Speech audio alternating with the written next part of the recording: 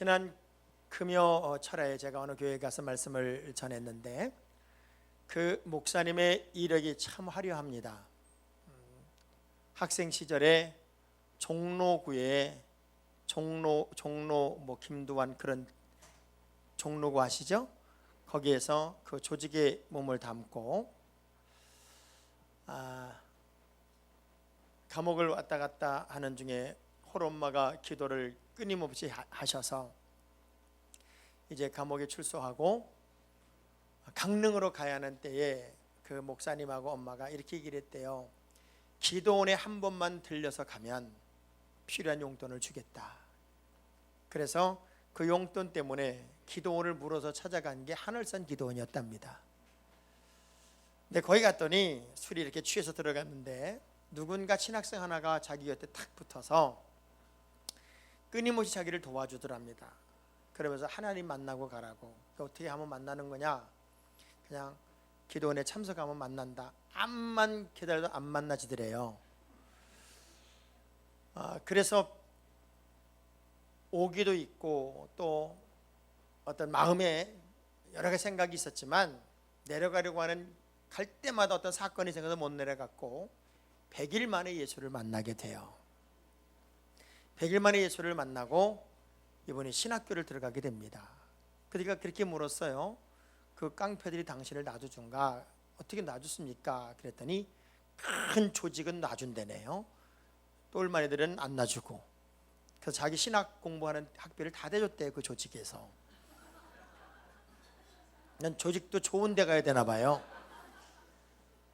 그래서 자신이 이제 신학을 공부하게 되고 목사가 되었고, 그리고 이제 거의 65세가 다 된 연세가 되었는데 얼마나 목회를 잘하시고 얼마나 확실한지 몰라요. 그 교회는 어지간히 덤비는 교인이 없어요. 목사님이 하도 세가지고 그분한테 덤비면 안 된다는 걸 알아서 얼마나 교회가 건강하고 얼마나 아름답게 부흥하는지 몰라요.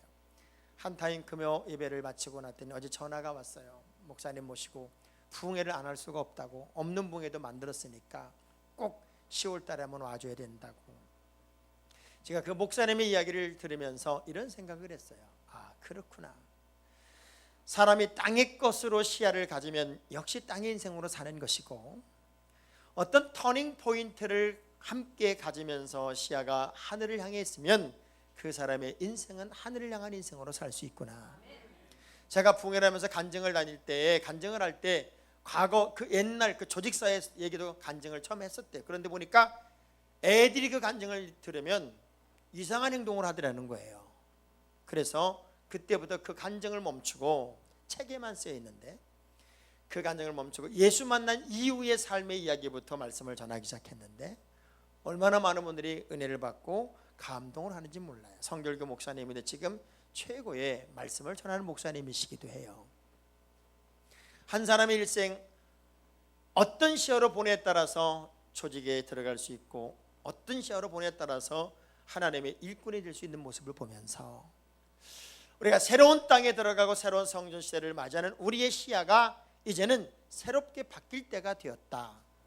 그런 시야를 가지고 새 땅으로 들어가야 되겠다 하는 마음이 저에게 강하게 들었습니다. 똑같은 환경, 똑같은 자리, 똑같은 사실, 똑같은 일들을 하고 있는데 어떤 사람은 부정적인 시야를 가질 수 있고 어떤 사람은 긍정의 시야를 가질 수 있어요. 새성전 시대는 분명 우리가 이런 시야가 아닌 새로운 시야가 필요한 시대를 우리가 맞이하게 될 겁니다. 새로운 땅으로 가는 것은 설렘도 있는 것이지만 또 한편에는 두려움도 있는 거예요. 어느 분이 그래요. 목사님, 예배당만 잘 진다고 교회 들어오겠습니까? 성도들이 준비되어 있고 뭔가 갖춰져 있어야 그래야 교회가 부흥하는 거지. 예배당만 졌다고 부흥하는 건 아닐 수 있습니다. 깜짝깜짝 놀라는 도전의 이야기들이 이제 주변에 여기저기 들리게 돼요. 그럴 때마다 이제 우리가 훈련돼야 되겠다. 제가 7월 한 달 동안은 우리 남자 권사님들과 함께 한번 시간을 가져보려고 해요. 왜? 중간층의 든든한 기둥 역할, 보태목을 해줘야 되는 우리 남자 권사님들이 누주해지면 안 되기 때문에 디모데후서 2장 20절의 말씀에 보면은 큰 집에는 여러 그릇이 있어요. 한번 읽어볼까요? 시작. 큰 집에는 금그릇과 은그릇뿐 아니라 나무그릇과 질그릇도 있어 귀하게 쓰는 것도 있고 천하게 쓰는 것도 있나니. 자, 큰 집에는요 다양한 그릇들이 있을 수밖에 없고 그 그릇들의 쓰임에 따라 쓰여져야 돼요. 그런데 귀하게 쓰이는 그릇은 결국 귀한 그릇이에요. 그 귀하게 쓰일 수밖에 없는 그릇만 귀하게 쓰이는 거예요. 천하게 쓰이는 그릇은 버려진 그릇, 귀하게 쓰이다가 버려진 그릇도 천하게 쓰여요. 이 천하게 쓰여지는 그릇은 아무 그릇이나 쓸 수 있지만 귀하게 쓰는 그릇은 역시 귀한 그릇이 될 수밖에 없단 말이죠. 교회 리더들도 아무나 세워지는 게 아니라 귀하게 쓰임 받을 수 있는 사람이 리더가 될 때 그 교회는 건강한 교회가 될 수밖에 없어요. 근데 아무 그릇이나 이제 그 귀한 자리에 놓으면은 그 귀한 물건이 그 그릇 때문에 무너지고 만단 말이죠. 저는 하나님이 여러분을 부르셨을 때는 이렇게 시시하게 살라고 부르지는 않았을 것 같아요. 자, 우리 두 주먹 불 끈지고 한번 저를 따라해 봅니다. 더 이상 요 모양 요 꼴로 살 수는 없다. 이렇게 떨면서 이렇게 다시 더 이상 요 모양 요 꼴로 살 수는 없다. 사람이 작은 것에 얽매이면요 자기 중심적인 얘기밖에 못합니다. 성경에 보면 이런 비유가 하나 있어요. 어떤 주인이 이제 일을 기다리는 사람들에게 나가서 너 우리 포도원에 가서 일 좀 해. 그럼 얼마 줄게. 그래서 아침 9시에도 부르고 12시에도 부르고 2시에도 부르고 5시에도 부르고 그래서 하여간 약속한 액수를 똑같은 금액을 얘기하고 불렀어요.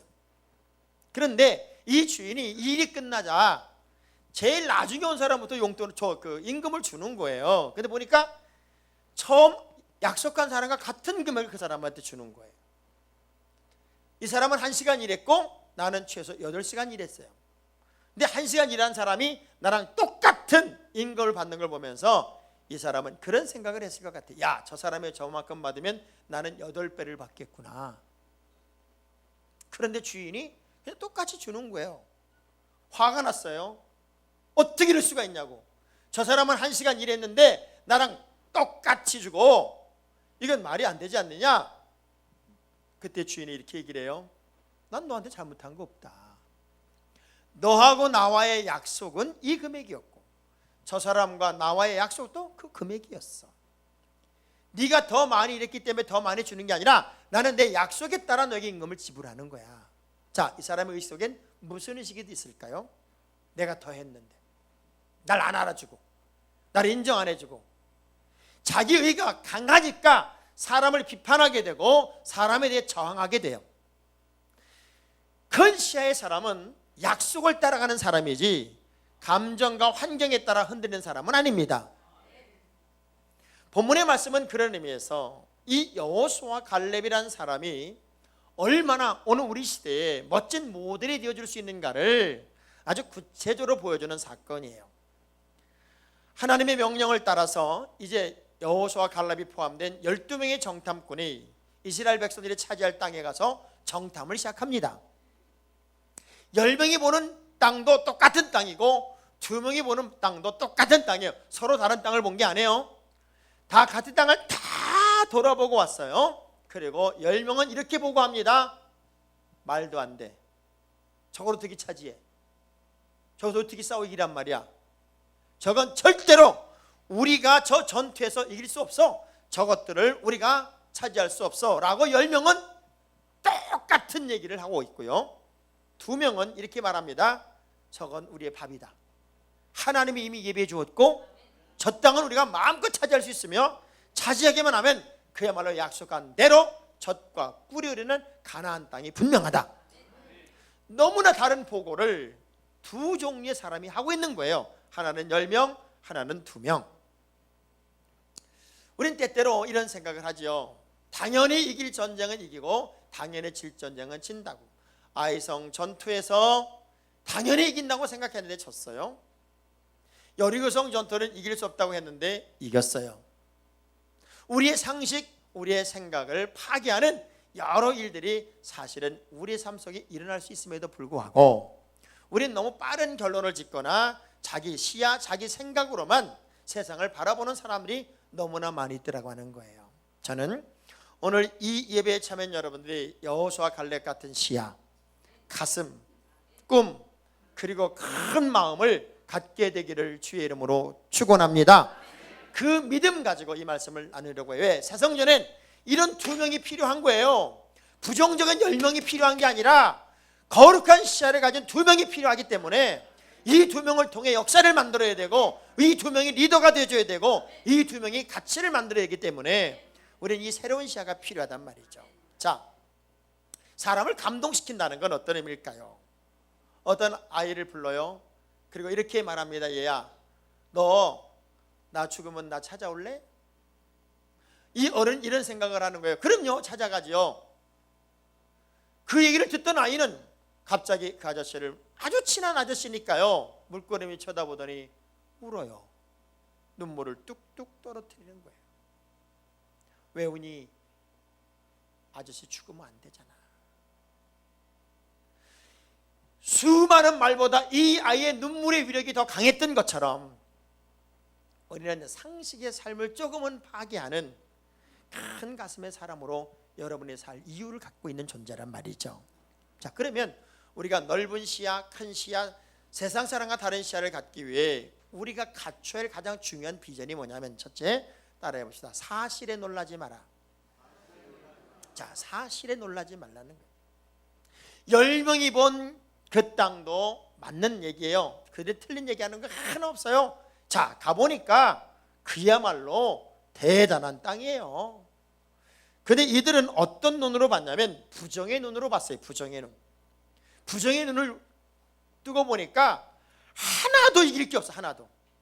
이것도 문제고 저것도 문제고 이것도 안 되고 저것도 안 되고 하나도 할 수 있는 게 없고 하나도 될 수 있는 게 없는 거예요. 다 어려운 것만 있는 거예요. 왜? 부정의 눈을 뜨면 모든 게 다 부정으로 보여요.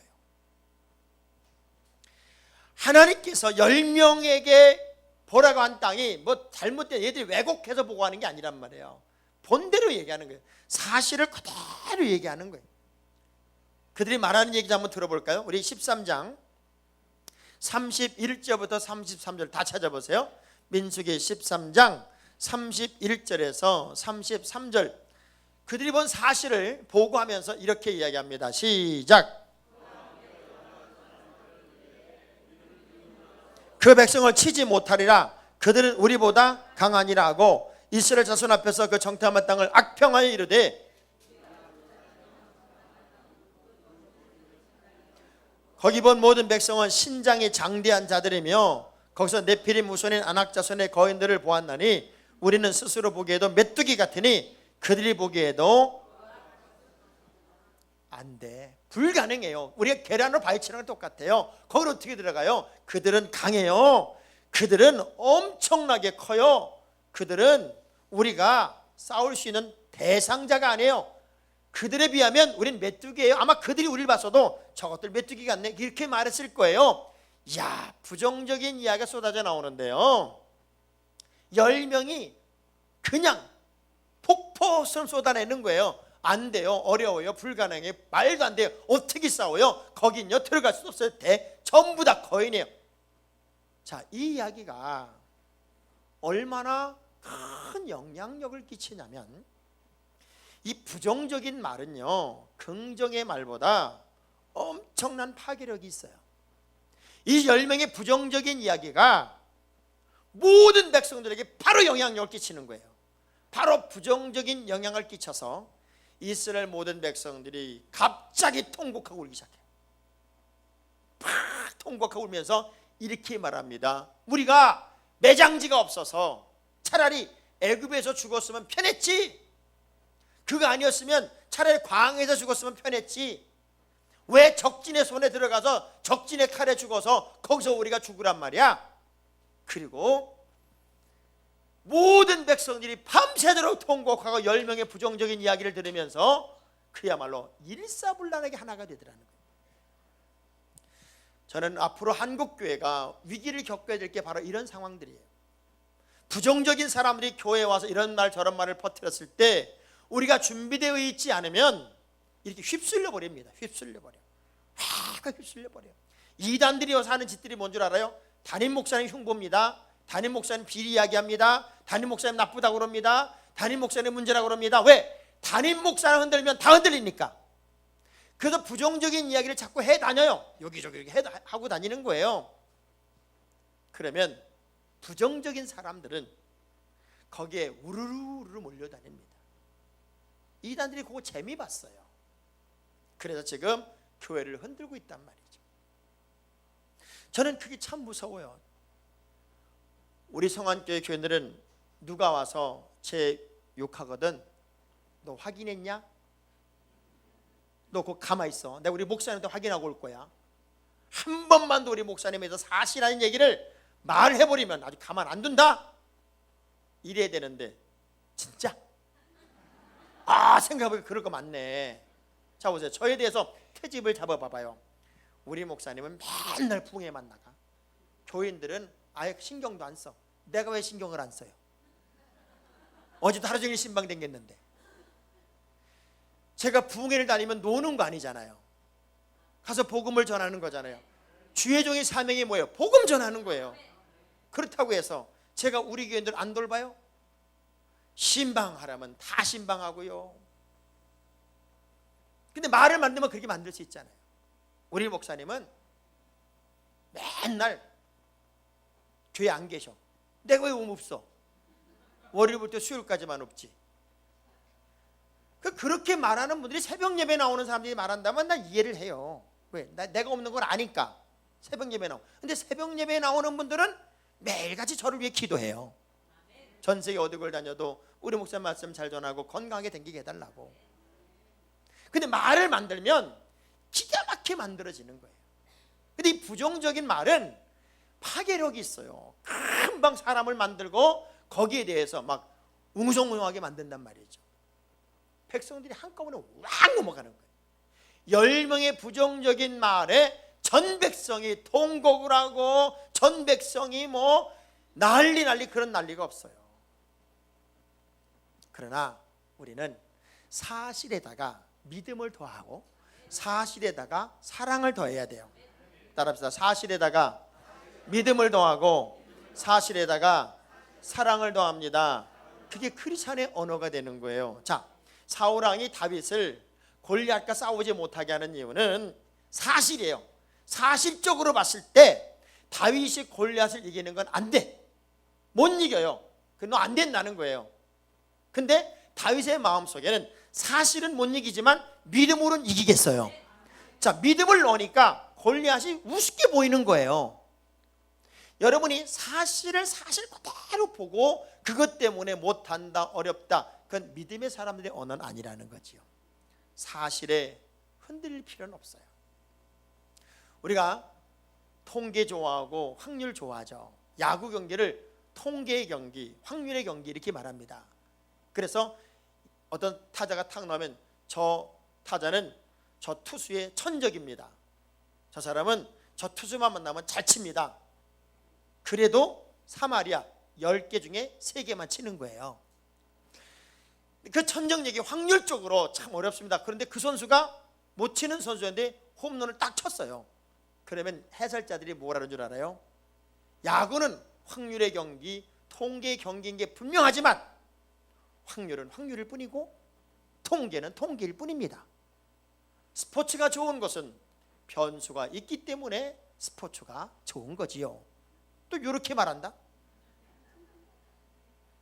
여러분, 사실에 흔들리지 마세요. 우린 사실을 보고 넘어지고 사실 때문에 약해지는 존재가 아니라 그 사실 너머에 있는 믿음의 세계를 보는 존재가 바로 나기 때문에 그래요.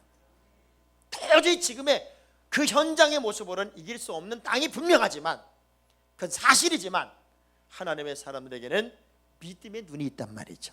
두 번째, 여러분의 시야가 작아지지 않고 흔들리지 않으려면 따라합시다. 웅성거림에 두려워하지 마라. 자, 대세는 이미 여호수아 갈렙은 끝난 사람이에요. 10명의 이야기가 맞는 얘기고 모든 백성이 거기에 동의했기 때문에 이제 백성들은 웅성거리기 시작합니다. 그리고 말합니다. 모세와 아론을 끌어내리고 우리가 지도자를 세워서 다시 애굽으로 들어가자. 기가 막힌 거죠.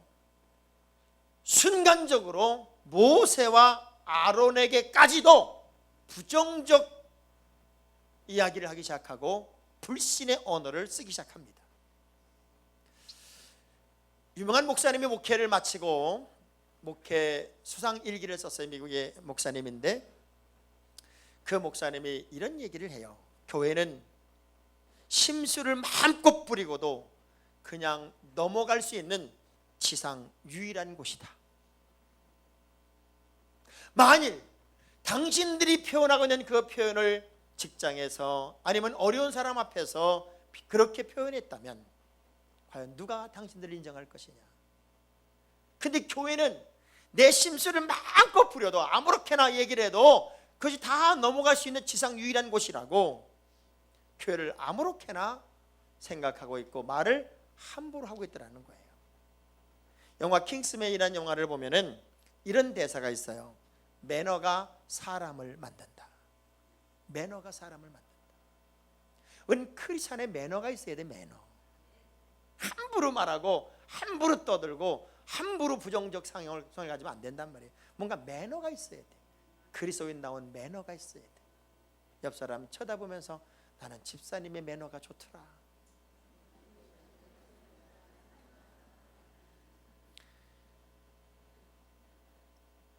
이제는 모든 백성이 하나가 됐어요. 그 웅성거리기 시작합니다. 막 여기도 웅성거리고 저기도 웅성거리고 그리고 여호수아 갈렙을 뭐 난리가 나서 죽여버린다고까지 합니다. 참 무서운 변심입니다. 사실 여호수아 갈렙은 이스라엘 백성들에게 있어서는 다른 10명의 정탐꾼과 또 다른 의미의 사람들이에요. 왜? 지금까지 그들을 인도했던 모든 2인자는 여호수아였어요. 그만큼 영향력 있는 사람이었다고요.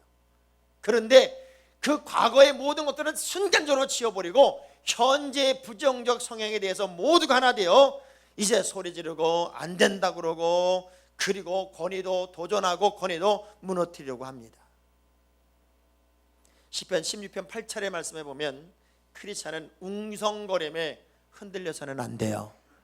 시작. 내가 여호와를 항상 내 앞에 모시며 그가 나의 오른쪽에 계심으로 내가 자 여호와를 의지하는 사람들은 흔들리지 않아요. 사람들이 아무리 웅성거리고 아무리 여러쿵저러쿵 얘기를 해도 우리는 흔들리지 않는단 말이에요. 기독교는 진리를 가지고 사는 종교예요. 미국에서 무슨 뭐 동성애가 합법화됐다 5대4로 이번에 통과됐더라고요. 이제 미국 따라하기 좋아하는 우리나라는 금방 갖다 붙일 거예요. 미국도 됐는데 우리도 동성애 합법화 시키자고. 성경의 원리를 보면 동성애자는 치료받을 사람이지 그게 인권이 아니에요. 자, 어떤 아이가 이런 고백을 한다고 생각해 보세요. 나에게 있어서 세상에 응애고 태어남과 동시에 나에게 필요한 건 아빠가 두 사람, 엄마가 두 사람이 아니에요. 나에게 필요한 건 엄마가 필요하고 나에게 필요한 건 아빠가 필요한 거예요. 엄마는 이래서 나에게 필요하고 아빠는 저래서 나에게 필요한데 만일 내가 어느 집에 입양을 갔다면 나에게는 아빠만 두 사람이고 나에게는 엄마만 두 사람이라면 나는 견딜 수가 없을 거예요. 여러분 어떻게 창조 원리에 동성애가 합법화가 될 수 있냐고요. 최소한 기독교인의 양심으로 그건 불가능한 일이잖아요. 저는요 회개하지 않은 동성애자가 우리에게 온다면 전 못 받아요. 그리고 그런 동성애 결혼해달라는 건 난 못해요. 이건 있을 수가 없는 일이에요. 이건 병이고 치료받을 질병이지. 어떻게 남자가 남자랑 결혼하고 여자가 여자랑 결혼해요? 성경은 아담이 독처하는 것이 외로워 보였기 때문에 여자인 하와를 만들어서 둘이 하나가 되는 결혼식을 시킨 거지 남자랑 남자 결혼시키고 여자랑 여자랑 결혼시킨 게 아니란 말이에요. 소돔과 고모라 성의 그 모든 불의 심판도 그런 성적 문란과 타락 때문이었잖아요. 아무리 세상이 세상 소리에 인권 하면서 그것을 합법화시켜도 우리 크리스찬만큼은 자녀들에게도 바로 가르치셔야 돼요. 그건 병 중에 무서운 병이지 인권이 아니라고. 그러면 이제 미국은 전부 다 이제 남자끼리 여자끼리 결혼해가지고 애도 하나도 안 낳았으면 좋겠어. 아주. 하나님이 남자와 남자끼리 살아도 여자와 여자끼리 살아도 애가 낳을 수 있다. 성령으로 잉태하면 애가 나온다. 그러면 가능하겠지. 세상이 아무리 요동을 치고 세상이 아무리 흔들려도 우리는 견고한 하나님의 사람으로 웅성거림에 요동치지 말란 말이에요. 누가 무슨 말 했다고. 참 교인들이 재밌는 게요, 부정적인 얘기만 하면 그게 어떻게 된대? 어떻게 됐어? 자꾸 관심을 기울이니까 더 떠들고 다니는 거예요. 더 떠들고 다니는 거예요. 따라합시다. 믿음의 눈으로 보겠습니다. 가슴을 치는 두 사람의 심정 한번 생각해 보세요. 이들은 급변한 백성들의 모습에 가슴을 치고 통곡을 합니다. 자기들은 분명히 아는 믿음의 세계가 있어요. 그들이 보는 세계는 전혀 다른 세계예요. 내가 보는 시야는 다른 시야였단 말이에요. 저들이 말하는 시야가 아니라 여호와의 이름으로 나가면 이미 주신 땅 우리가 차지할 수 있고 여호와의 이름으로 나가면 이길 수 있어요. 그게 그들이 가진 가슴이었어요. 이 바보들아, 믿음의 눈으로 보란 말이야. 하나님의 시야로 보란 말이야. 이 모든 것 하나님이 주신 것이고 우린 여호와의 이름으로 믿고 나가기만 하면 그들은 우리의 밥이고 그들은 이미 하나님 우리 손에 줬단 말이야. 왜 그 믿음의 눈으로 못 봐? 가슴을 치고 통곡하는 거예요. 우리 민세기 14장 8절 9절 말씀 한번 봐봐요. 시작. 우리를 그 땅으로 인도하여 들이시고 그 땅을 우리에게 주시리라. 이는 과연 젖과 꿀이 흐르는 땅이라. 그들은 우리의 먹이라. 그들의 보호자는 그들에서 떠났고 여호와는 우리와 함께 하시느니라. 그들을 두려워하지 마. 이 바보들아, 그들은 하나님이 떠난 존재고 우리는 하나님이 함께 하잖아. 왜 눈으로 보이는 대로 말하고 왜 두려움, 걱정, 근심으로 하나님이 준 믿음의 세계를 이야기하지 못하고 인간의 눈으로 시야로만 세상을 보는 거야. 믿음의 눈으로 보잔 말이요. 믿음의 눈으로 보면 하나님이 이미 주신 땅이고 여호와의 이름으로 나가면 이기게 하시는 땅이고 지금까지도 우리가 그렇게 인도받았는데 왜 두려워하는 거야? 우리가 어떤 시야를 가지고 사느냐가 미래를 향한 중요한 투자예요. 여러분이 부정적으로 살아 미래를 얻을 수 있기도 하고 긍정적으로 살아 우리의 미래를 얻을 수도 있어요. 과연 어떤 시야를 갖느냐가 그만큼 중요하다, 그 얘기죠. 민수기 14장 11절의 말씀을 보면 아주 중요한 이야기가 있어요. 여러분이 때로는 부정적인 말을 하고 또 부정의 언어를 쓰고 이게 그냥 내 기분과 감정에 따라서 내가 보이는 대로 말하는 것이지만 그게 얼마나 불경한 일이고 얼마나 무서운 것인지에 대해서 한 번쯤 느껴보셔야 돼요. 시작.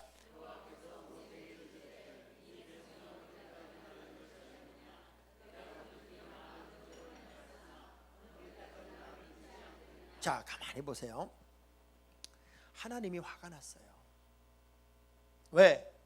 저들이 지금까지 하나님의 인도를 받고 여기까지 왔는데 하나의 사실을 보여주고 났더니 그것 가지고 전부 다 마음이 하나가 되어서 부정적 인생으로 바뀌어버린 거예요. 그들이 부정적인 언어를 쓰고 안 된다 못한다고 말하는 게 그냥 자기들이 느끼는 감정의 이야기인 줄 알았더니 하나님이 느끼는 건 뭐냐면 나를 멸시하는 거예요. 나를. 하나님을 멸시하는 거예요. 하나님의 입장에서 되게 기분 나빴던 거예요. 여러분이 때때로 내가 뭐 없는 얘기예요? 내가 있는 얘기하지? 내가 뭐 틀린 얘기야? 맞는 얘기지? 그 얘기 맞네. 듣고 보니 그러네. 이렇게 말하는 게 그냥 우리는 일상의 언어인 것 같지만 그것이 믿음의 언어가 아니라면 그것은 하나님을 멸시하는 게 되고 하나님을 믿지 않는 게 되는 거예요. 저는 이 광경에서 되게 재미있는 장면을 봅니다. 우리 하나님이 갑자기 화가 나셨어요. 그래서 이스라엘 모든 백성들을 내가 죽여버리라 이렇게 말씀하세요. 모세가 뭐라는 줄 알아요? 하나님 안 돼요. 다 죽이면 안 돼요. 말려. 모세가 하나님을 말려요. 하나님이 다 죽여버리면 애굽에서 나올 때 얼마나 우리를 뭐라고 그랬는데, 그럼 애굽 사람들이 얼마나 우습겠으며 주변 사람들이 얼마나 우습게 여기겠습니까? 하나님이 자기 백성을 다 죽였다고 그러지 않겠습니까? 그러니 하나님 고정하시옵소서, 참아주시옵소서, 이렇게 모세가 얘기를 해요. 그때 우리 하나님이 그걸 진정시키고 나서 민수기 14장 24절에 이런 말씀을 주시면서 위로를 받아요. 시작. 그러나 내 종 갈렙은 그 마음이 그들과 달라서 나를 온전히 따랐은즉 그 같은 땅으로 내가, 할렐루야. 자, 그러나 내 종 여호수아, 내 종 갈렙은 그들과 달랐대. 전 여러분이 좀 다르게 살았으면 좋겠어요. 뭔가 대세가 다 노라고 안다고 해서 내가 따라가는 노 인생이 아니라, 대세가 다 예스, 덩달아 따라하는 예스가 아니라, 복음이 아니면, 말씀이 아니면, 하나님의 영광이 아니면 과감하게 예스일 때 노할 수 있고 노할 때 예스할 수 있어야죠. 근데 이상하게도 복음이 아닌 엉뚱한 사람의 비유를 마치고 부정의 박수를 쳐주고 여기에는 예스를 잘하는데, 하나님의 거룩한 일에 대해서는 예스를 잘 안 한단 말이에요. 그러니까 여호수아 갈렙이 뭐라고 그래요? 우리는 하나님이 주신 땅임을 안다. 근데 그들이 뭐라고 그래요? 돌로 쳐 죽이려고 그래요. 돌로 쳐 죽임을 당할지언정 지킬 건 지키는 거예요. 믿음의 사람으로 사는 건 사는 거란 말이에요. 어쩔 수가 없어요. 하나님의 사람이 적당히 타협하고 살 수 없어요. 하나님의 사람이 불의와 부정과 손잡고 갈 수 없단 말이에요. 제가 오늘 하남 우리 광주 하남 연합성의 연합 체육대 말씀의 제목을 경계하는 자가 법대로 하지 않으면 그 말씀으로 이제 말씀을 전할 건데, 생각해 보세요. 이기고 지는 선수가 있고 지고 이기는 선수가 있어요. 이겼는데 지고 졌는데 이길 수 있다니까요. 무슨 차이예요? 법이야, 법. 하나님의 사람이 하나님의 사람다운 시야를 가지고 사는 것은 진 것 같은데 이긴 것이고, 어떤 상황도 역전으로 만들 수 있는 능력이 있는 거예요. 이제는 우리가 바짝 긴장할 때가 되었습니다. 새성전 시대에 걸맞는 하나님의 사람으로 우리가 일어날 때가 됐어요.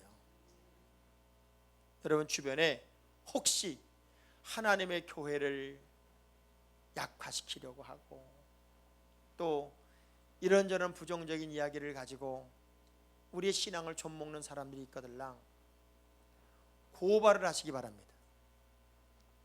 대법원에다가 고발을 하시기 바랍니다.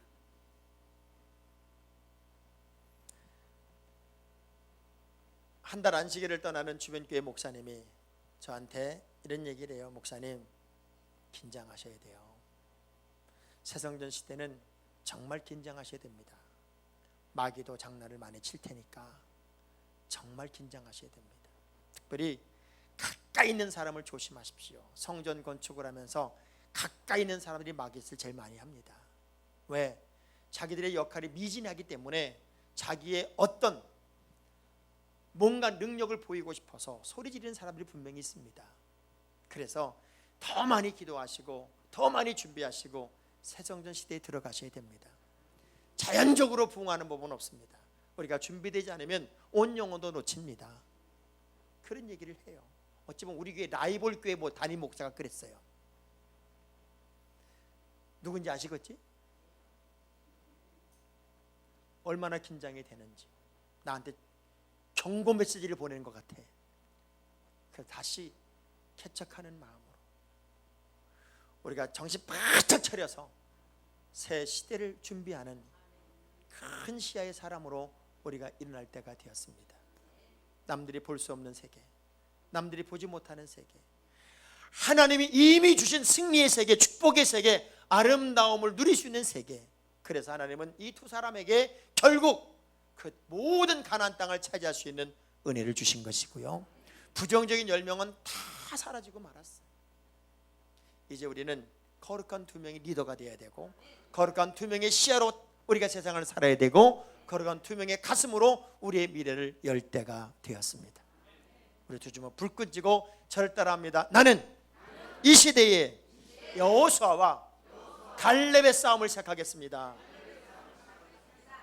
대세에 휩쓸려 다니는 부정적인 미래가 없는 엉뚱한 짓 이제 그만하고 아름다운 미래를 여는 여호수아 갈렙의 시야가, 여러분의 시야가 새로운 시야가 되기를 주의 이름으로 축원합니다. 기도합니다.